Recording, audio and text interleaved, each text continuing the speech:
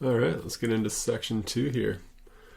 So first we want to talk about some layout and laying tips. I always find it a good idea, no matter what pattern I'm using or which paver, to do a little sample section. So it's nice that, like, obviously we want to have these conversations with our clients, and your crew should be well aware of what we're going to install, but it is nice to just sort of visualize it, and if it's a complex pattern, have a little sample section set up. Just make sure that the client is happy if that's any question, and also that your employees know exactly what to do, just to help smooth the process out a little bit.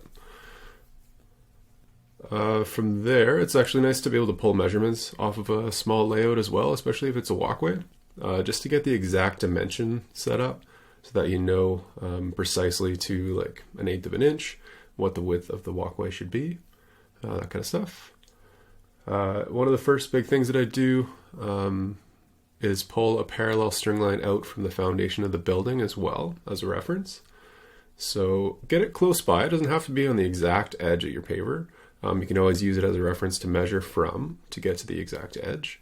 Or if you want to, you can set it up right on the edge of your soldier's course, so that border line of pavers on the edge, and have it perfectly well set up so that you can just line them right up to it.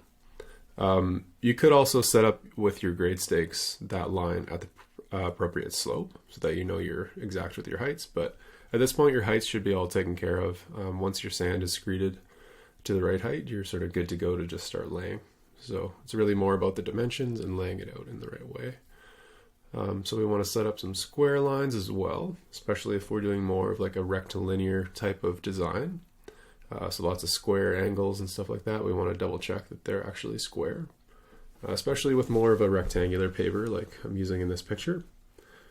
So a few different techniques we're going to look at for that. You can literally use a large square, so I'm using a drywall square in this picture, just to quickly set it up and get it laid out just using the square itself. So I would have laid out the longer edge with that parallel line off of the building first, and then I'm squaring to that edge with this other little section that juts out. So that makes it nice and simple. I want you to think about laying out your widths to full dimensions where possible. So if you have a walkway and you're running either parallel or perpendicular with your infill, we want to make sure that we sort of plan it out so that we don't have an awkward sliver on one side, or we don't have to cut both sides if it doesn't add to the overall look. So think about the full dimensions of your pavers and working to that, or working to half cuts. So if you have just like a simple running bond pattern, ideally you can set it up so that every second row is a half cut, and then you can use that off cut for the next one. So you're just saving a lot of time and adding some efficiency that way. And yeah, with that initial sort of mock-up, it's really good to think about that layout, kind of pre-thinking it all and pre-measuring exactly the dimensions to make it nice and simple. Always want to double check that we have enough base prep. We always do our base prep really wide, so even an extra foot or so, just to have a little bit of room to play with those dimensions, so that when you start to lay it out and you have to tweak things a little bit, something doesn't quite line up or look right, you have some extra width of our base prep and our screeding sand layer as well. Just as a sort of starting point for most of my layouts, when I'm starting to actually lay the pavers, I usually like to start with the longest, straightest line of soldier's course. That gives me the longest line that I'm going to need to know is dead straight, right? So from there, if I work off of that, I'm sort of a little bit farther along than if I started on a smaller section. So if possible, start with the longest, straightest line, make sure that's really dialed in, and then use that as a reference to work off of as well. So just an example of some basic running bond with a soldier's course going the other direction. So the key to this kind of install is, making sure that we're nice and square to the house and perpendicular with those lines that come off, and that every 3 or 4 rows, maybe even a little more than that, we're double checking that our line isn't getting pushed out anywhere just from like standing on the pavers when we're laying. Double checking that so it doesn't get compounded as we go farther and farther. So once we lay 3 or 4 rows, taking a look at it, even running a string line across, or giving it a light tap with a straight edge, getting it dead straight again, and then moving on to the next rows after that. If one of those pavers got pushed out even 1/8 or 1/4 inch, you'd notice it over the course of the next 4 or 5 rows, and then it wouldn't stop pushing out in that section until you got to the very end. So you'd have to adjust a lot more than you would if you took a second to adjust each every like 4 or 5 rows as you go. So here's an example showing that kind of driveway broken up into patio sections again. So the pink line there on the right, so I have 2 lines on the right and 1 on the left. The pink line is that main line that I pulled off of the foundation of the house, and then I kind of use my other lines as references, so pull them over, make sure that they're nice and parallel to it, and that gives me a good reference everywhere, like nice and close by for me to measure to and double check that I'm nice and straight and square.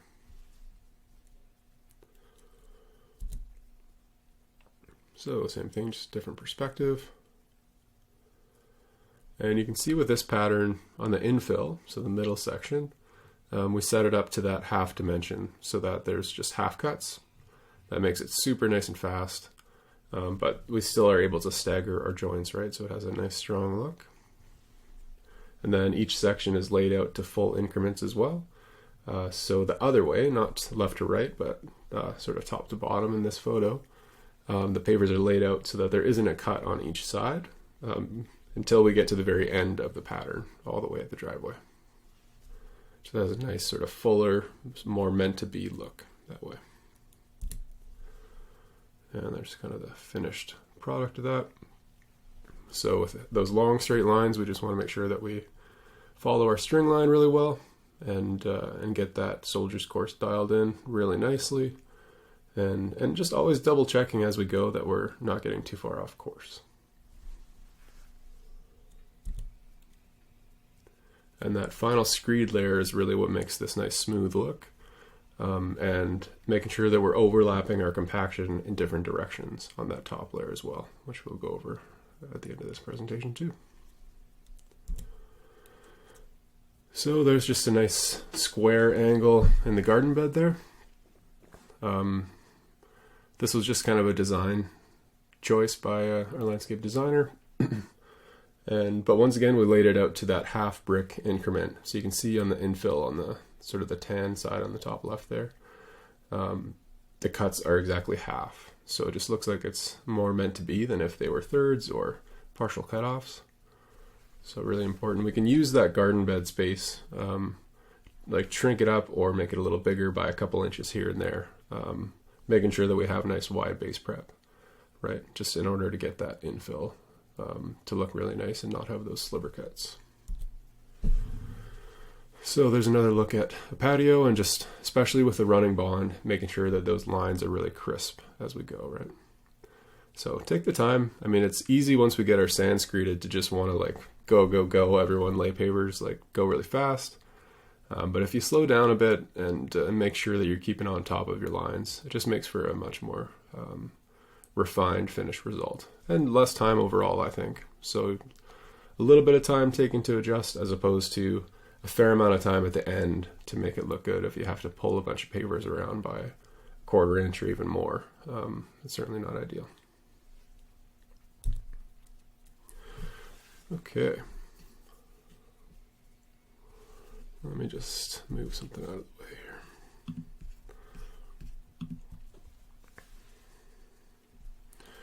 So with a square, if we have our parallel line pulled off of the building, it's nice to be able to set it up so that, especially if we're doing a large square, the other 2 corners we can kind of roughly map out with a tape measure, but to get it precise, we definitely want to use that 3, 4, 5 method.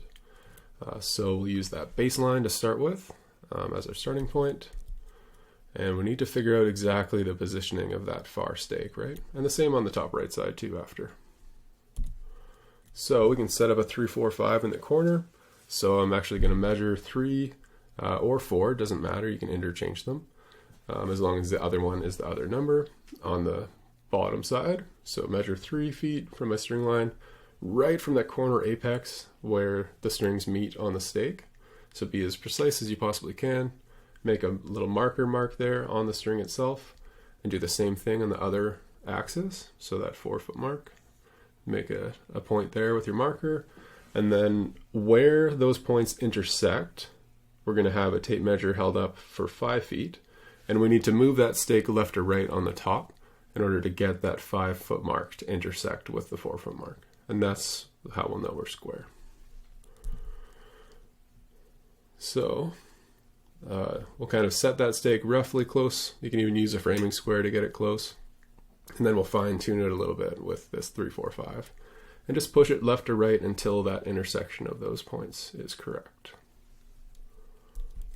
And then you can also, if you're doing a really large square, you can use the same technique and double it. So you could do a 6, 8, 10. Just make basically a bigger square in the landscape to work with. So that takes a couple minutes to do, but it's actually quite simple. You can even do it yourself. It's a lot easier with another person. But yeah, once we move that stake left or right a little bit to figure out where that intersection needs to be, then we can lock it in and just double check, and away we go. And we can do the same thing on the other side too. Or these are from a company called Great North Hardscape. We can also use some really big squares that are pre-set up. These are really handy just for being able to quickly bust them out of the truck, set them up, and know that you're really square right off the bat. So definitely recommend getting one of these, or even setting yourself up one if you have to. Yeah, use these quite a bit. They're awesome tools. Just save you a lot of effort and time, and make things dead simple for if you're working with a crew as well, right? Okay, let's talk about the border and soldier's course here. So I usually like to set up the soldier's course first for walkways, and then cut into it. But you could also run the infill, so your pavers on the infill on the one side anyway, especially on an awkward angle like I have on the right-hand picture here. Run it long, and then put your soldier's course on top of it in whatever layout you want, so just a nice smooth curve or a straight line. And then just simply mark on the side of that, and then cut the pavers underneath. Yeah, it really just kind of depends, or like on the pattern. So on the one on the left, I wanted to set up both sides of the soldier's course because the infill was going to be pretty random. So I actually needed to cut both sides anyway. So that'd be common with like a herringbone at a 45-degree angle, or just like a random infill. So you can do it both ways. Okay, let's look at some curvatures.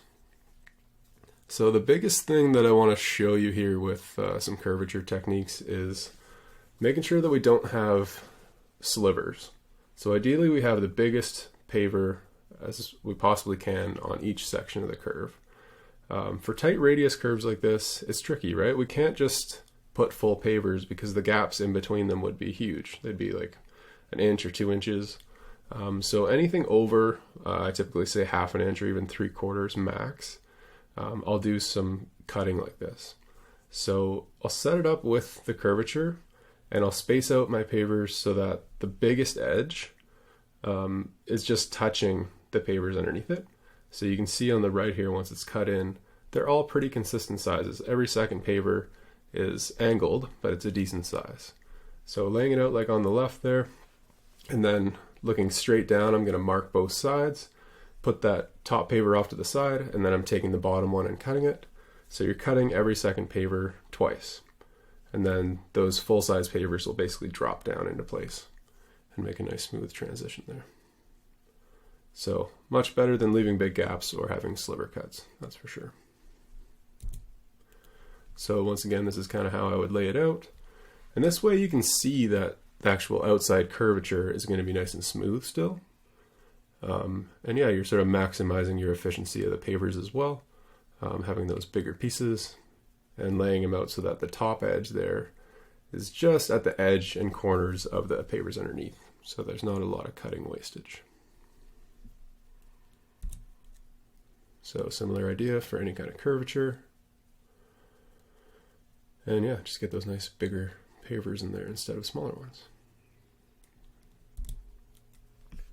Here's a video on that as well.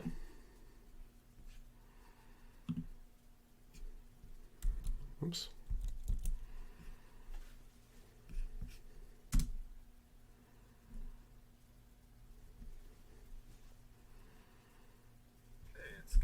Hardscape Training Canada. Today we're going to look at a simple curvature for paving stones. So first we're literally going to draw a line in the sand. So map out our general curvature, and from there that's really just a reference point to start honing in our pavers actually laid on the ground. So it may look like I'm just kind of tossing them down here, but there's a simple trick that is really effective. I'm actually using my finger width as a guide in between the pieces to sort of set a maximum joint width that we can have for our curve. And from that maximum down to literally no joint on the inside curve here, I'm able to transition, and it's really the gap and negative space in between the pavers that you see is a reference point for adjusting the curvature. So you can get it nice and smooth both directions.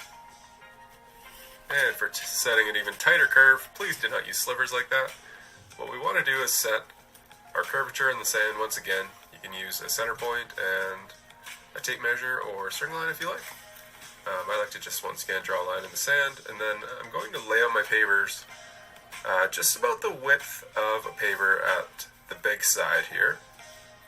So I'm using the crayon as a reference. Just a really simple technique to get it done quickly.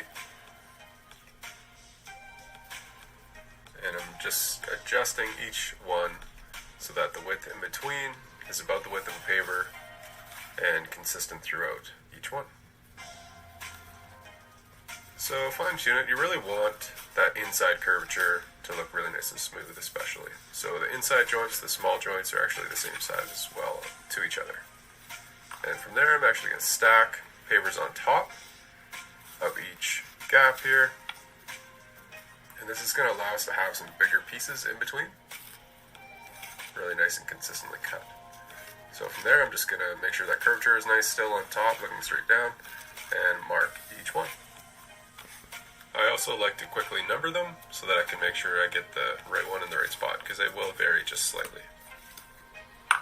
And we're going to cut them with our IQMS 362 dustless saw, really nice and easy with the big tray here. Goes through them like butter, and from there I'm just going to place them and adjust, make sure I get them in the right spot, and just do some fine tuning, and you get a nice smooth radius with bigger pieces. Thanks for watching. Okay, so that first example was sort of getting to that max joint width that you can have on sort of a smooth curvature without having to make cuts. And the second one is where you're sort of over that point and you're going to have to make cuts regardless. For a long sweeping walkway, it's nice to be able to set it up so that it doesn't require a lot of cuts, right? So map it out so that it's basically to that maximum joint width you can have. I usually go, once again, like half an inch or so, and that gives you a pretty smooth curvature, which is nice. Paths can be a little bit tricky, but mapping out that curvature and using sort of your eye to have a nice smooth line is really the main first key that makes it look really nice and consistent.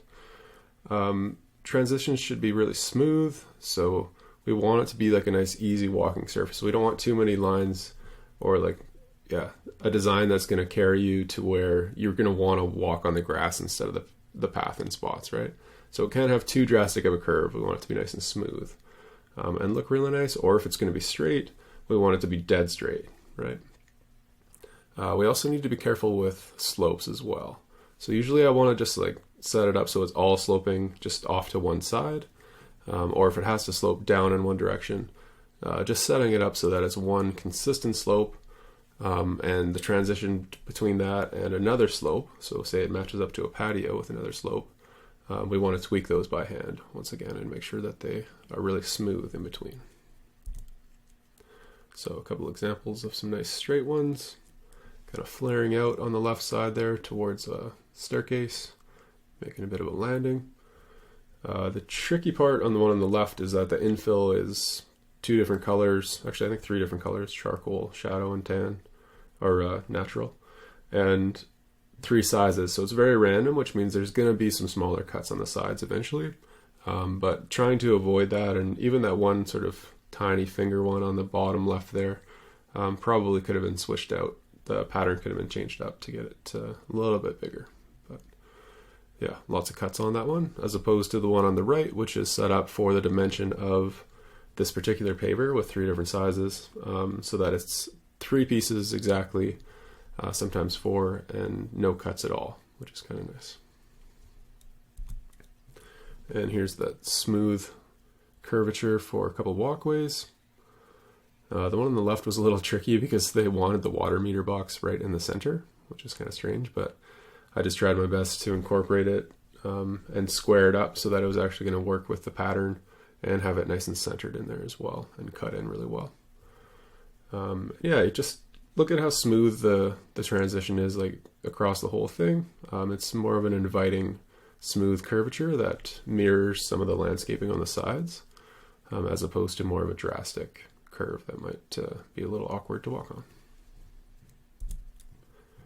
So there's our infill, and not much of a joint on the far left there. You can see the pathway is curving, but not enough that the joint is too big and it won't really hold much sand. So yeah, playing with that joint line to make sure that they're consistent will mean that the smoothness of the curve is consistent, right? So if there's a couple, the first ones only have like an eighth of a space and then the rest have a quarter, it's not going to be the same radius of a curve. So we want to make sure we keep them pretty consistent. Cutting and fitting.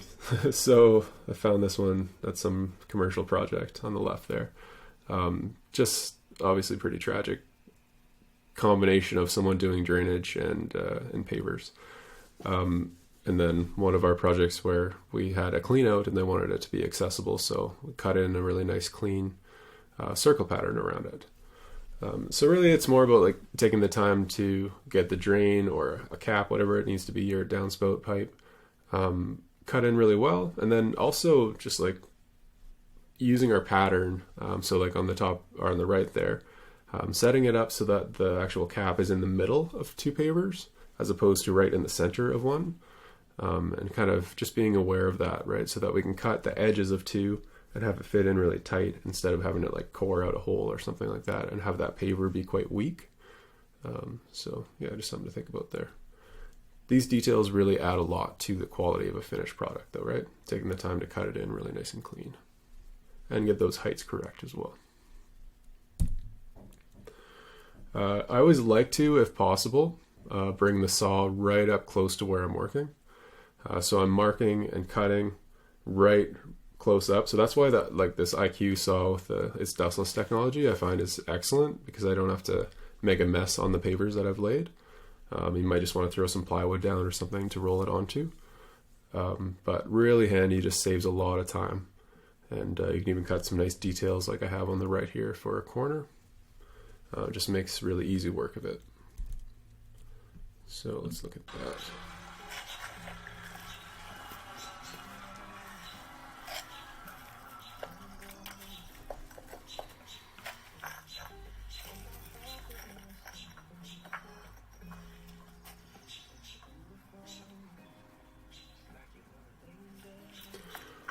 So when we're cutting into up against some concrete, so there's actually no soldier's course here because it's just sort of flowing into the existing concrete pad. I'm lining up the pavers, keeping my pattern correct, and then I'm going to just line them up to the edge of the existing pavers, look straight down on it, and I just like to make 2 simple little marks. You can use a soapstone or whatever other marking tool you like. I like crayons sometimes because they're pretty cheap, and depending on the color of the paver, it's kind of nice to quickly mark it. So mark it, even put a little dot on which one's the offcut. Another benefit of this saw is I can put multiple pavers on it, so I can cut a few in a row and fire it up, and all I have to do is line up those marks and just know, whoops, let me go back and do it here. Just know that if you're going to line it up to actually take the mark, or you're going to line it up to leave the mark. Just have that communication between you and whoever else you're working with so that it's all consistent. So I usually line it up so that I'm actually going to cut the mark off. So that's the exact width of my blade kind of thing.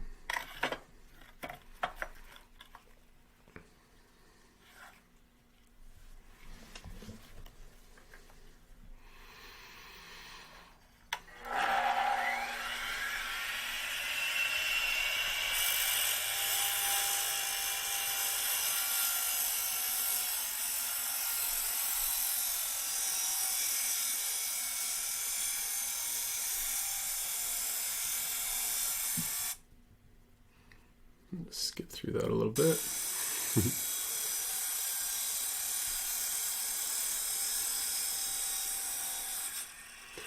So just taking that mark off, and yeah, even setting the offcuts to the side on the ground somewhere in case you have a smaller section where you can actually utilize that. And yeah, just giving them a quick cut. A couple at a time is awesome, right? Saves you from having to sort of double back. I usually like to mark and cut groups of 3 or 4 at least. And then, yeah, it makes it really easy. So there's a little bit left over on the bottom there. I didn't quite trim off. And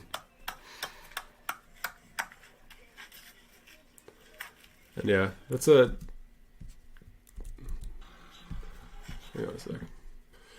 So that's definitely not best practice to try to jam it in there. That's why I wanted to show you that. We want the pavers to fit nice and tight, but we also still need that sand to be in that far joint as well, right? So if it's really tight, like actually like super tight where we have to mallet it in place or hammer it in place, there's a really good chance that that paver might actually spall or chip off the existing concrete when we're compacting. So what we should do is actually take that paver out, trim it down by at least a blade width, and have it so that it keeps the same joint width that we have with the natural spacers for the rest of the paving stone install. Because yeah, that sand on that outside edge, the jointing sand after we put it in, is going to help lock it in the paver as well, right? So that's really important. But then we would just work our way across and yeah, sort of cut. I like to cut all in one line so that I'm working across, and then someone could come in behind, do any tweaking, and start to spread some sand.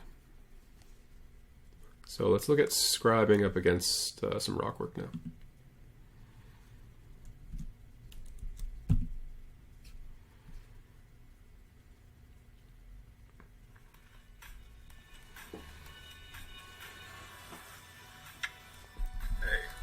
Match up a rectangular paver to a round river rock wall.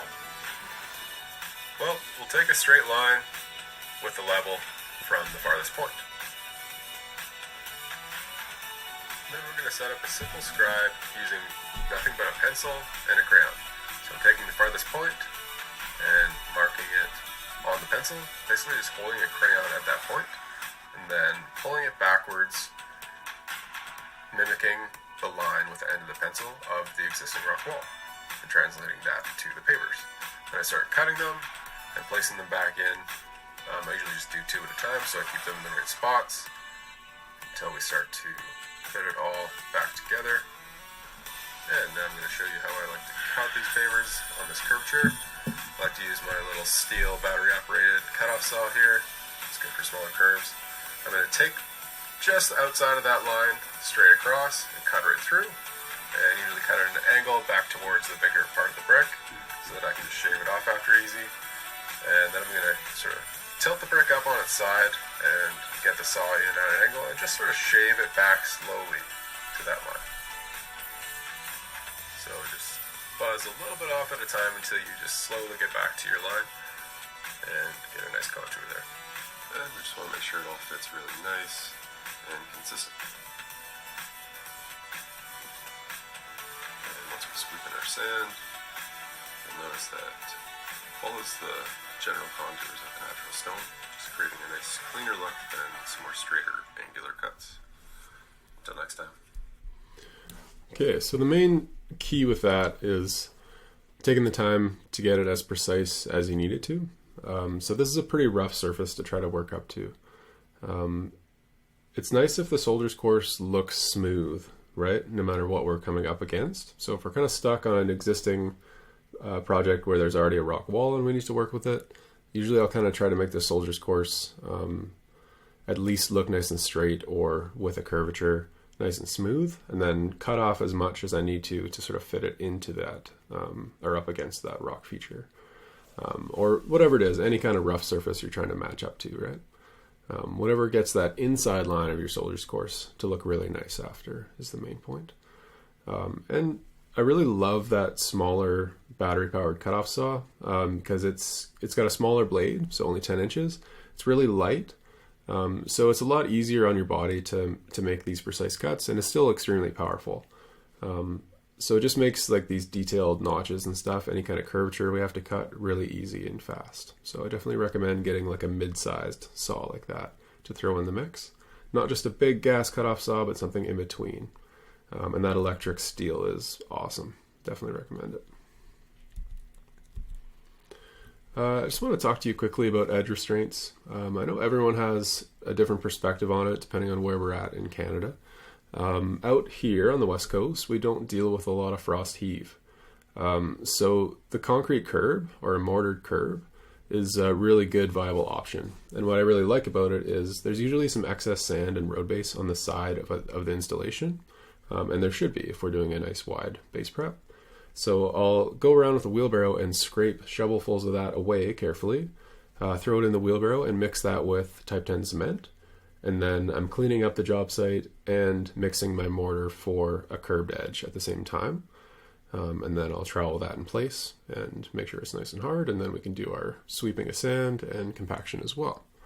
Obviously, plastic edgings work extremely well if they're done properly. So making sure they're really tight, making sure that our base prep is nice and wide by at least 6 inches so that we're spiking into something really solid, and just getting it sort of hammered in with enough spikes, right? So depending on the product, we want to look at the specs and see what they require for that, and use the right size of spike as well. So a couple sort of benefits and just comparison of the two here of mortared curb versus plastic edging. So the mortared curb, leftover materials. It is prone to cracking in freeze-thaw climates though. So that's why there's products now like that have like additives in it to sort of help stop it from cracking. So they have like fibers and a bunch of different stuff in there in those pre-mixed bags. So you might consider that as well. What I really like about it though is it actually seals up that bedding sand layer really well. So it's going to stop weeds from penetrating it over time, and it's just really locking the whole installation in quite well. And similar thing with the plastic edging. It's just quick and easy to install. It's pretty durable and it's replaceable. I just find it doesn't quite hold as well as I'd want it to sometimes. So it might just start to pull away a tiny bit over time if it's not done really well. And yeah, you might just see that sort of soldier's course just kind of start to creep a tiny bit over time. So yeah, just a general overview quickly of some joint sand as well. You either use like a standard sterilized like pre-sized joint sand, so you might get it from the supplier that actually manufactures your pavers. A lot of guys or companies I should say are really into that, just like a standard jointing sand. Or there's some nicer and better polymeric sands out there now. They've come a long way. So it's more of a maintenance thing in my opinion. So a client might not want a regular sand because it will wash out. It could potentially blow out with heavy winds. And it requires some maintenance, right? You need to re-sweep that in. Whereas polymeric will last longer. It'll stay nice and hard in the joint if it's done really well. And yeah, you just get a little bit more life out of it. It's just a real pain that if it didn't take very well, if it didn't get the right moisture or whatever, it's really hard to get out. It's kind of a pain. It makes a bit of a mess. And redoing it kind of sucks as well. So definitely want to just choose the one that you're comfortable with, do some test spots, and yeah, take some good data over time to see what's best for you as far as making sure your products and projects last as long as they should. For larger joints, depending on the product that we're using, you can use those like epoxy mixed products as well, like an easy joint, that kind of go in wet, and yeah, they're pretty cool as well. So something to check out anyway. I think it's just a video showing some sweeping of sand. So once our soldier's course is in place, and we're happy, or sorry, our edge restraint, I should say, is in place, and we're happy with our tweaking of every little detail, we can start to sweep in our sand and get it filled in, all the gaps as much as possible, top it all up. If it's not super dry, it won't go into every joint, and we will see a bunch of it sort of disappear when we start to compact the surface. So the idea with the compaction is to get the pavers set into that bedding sand layer, but also consolidate the jointing sand in from the top as well. So driving sand in from both directions so it consolidates and creates that tension over the whole surface, right? So the big things with this are to sweep it in really well, take your time, and yeah, pair it with that compaction to get the entire surface tension that locks everything together. I always like to make sure that the surface is really clean and ideally like bone dry to help it really get in there. Especially if it's polymeric sand, it needs to be extremely dry. And if you're using polymeric, be really careful to sweep it in or blow off the surface before using water to lock it in. Any little residue on the surface is going to be a bit painful for you. It's going to be a bit of a stain, and you're going to have to try to scrape it off or something. It really is a pain to deal with. So make sure it's super clean. And then just follow the instructions of that specific product. Compaction.